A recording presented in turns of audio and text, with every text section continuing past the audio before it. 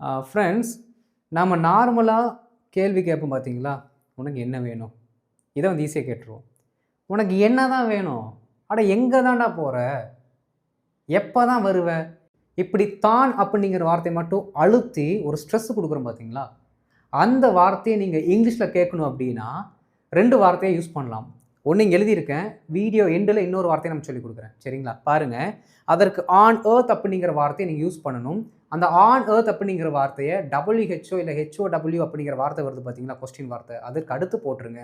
போட்டுட்டு கேட்கக்கூடிய கேள்வியை இந்த ஆன் எர்த் அப்படிங்கிற வார்த்தைக்கு அடுத்து கேளுங்க. சரிங்களா? பாருங்கள்.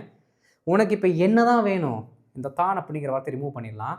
உனக்கு இப்போ என்ன வேணும்? சிம்பிளாக சொல்லுங்கள். What do you want? What do you want? அந்த டு யூ வாண்ட் இருக்குது பார்த்தீங்களா? அதற்கு முன்னாடி ஆன் எர்த் அப்படிங்கிற வார்த்தையை நம்ம போட்டுக்கலாம். பாருங்கள். What do you want now? What on earth do you want now? What on earth do you want now? எங்கே தான் அவன் போகிறான்? அட எங்கே தான்டா அவன் போகிறான்? Where is he going? அவன் எங்கே போகிறான்? Where on earth is he going? அவன் எங்கே தான் போகிறான்? எப்போ தான் என்னை கவனிப்ப? சொல்லு, எப்போ தான்டா என்னை கவனிப்ப? When will you listen to me?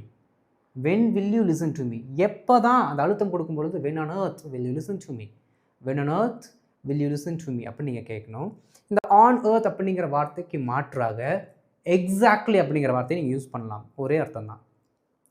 What exactly to you want now?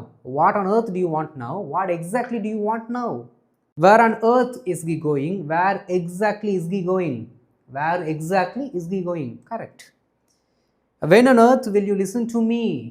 Tell me. When on earth will you listen to me? When exactly will you listen to me? எல்லாம் ஒரே அர்த்தம் தான். ரெண்டுத்தையும் மாற்றி மாற்றி போட்டு ப்ராக்டிஸ் பண்ணுங்கள். உங்களுக்கான ஹோம்ஒர்க். இதை எப்படித்தான் நம்ம முடிக்க போகிறோம்?